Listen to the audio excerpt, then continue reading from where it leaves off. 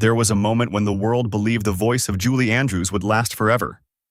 The sound that floated through Mary Poppins and echoed across the hills in The Sound of Music felt almost timeless. For decades, it carried joy into living rooms around the world.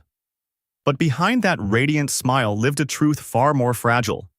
The woman whose voice defined generations once faced the terrifying possibility of losing the very gift that made her unforgettable.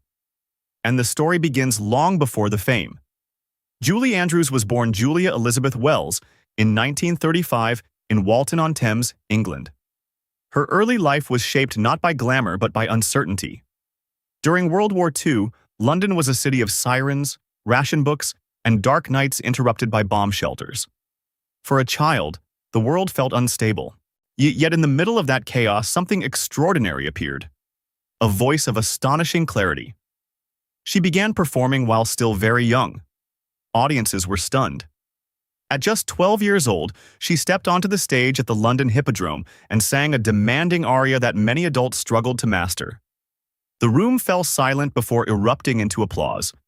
A year later, at 13, she performed before King George VI at the Royal Command Variety Performance.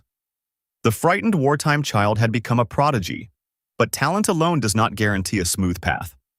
In 1954, Julie crossed the Atlantic to try her luck on Broadway.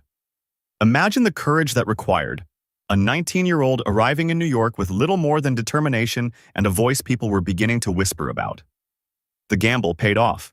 And her performances in The Boyfriend and later My Fair Lady transformed her into a Broadway sensation, performing more than 2,700 shows as Eliza Doolittle. Yet Hollywood dealt her a painful disappointment. When the film version of My Fair Lady was produced, the role she had made legendary was given to someone else. For many performers, that would have been devastating. But life has strange timing.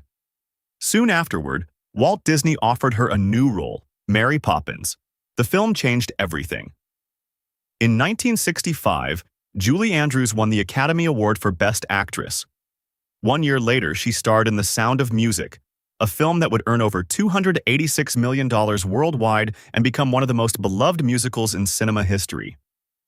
But then came the moment no one expected. In 1997, doctors discovered nodules on her vocal cords.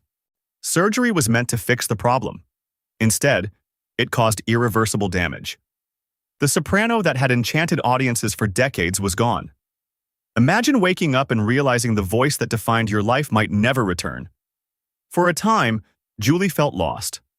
She once admitted it felt like losing part of her identity. Yet, she refused to disappear. She turned to writing children's books, mentoring young artists, and lending her voice to narration and animated characters. Today, even in her 90s, Julie Andrews represents something deeper than fame. Her story reminds us that talent may capture attention, but resilience is what truly defines a life. Sometimes the greatest legacy isn't the voice that sings, it's the strength to keep inspiring others long after the music fades.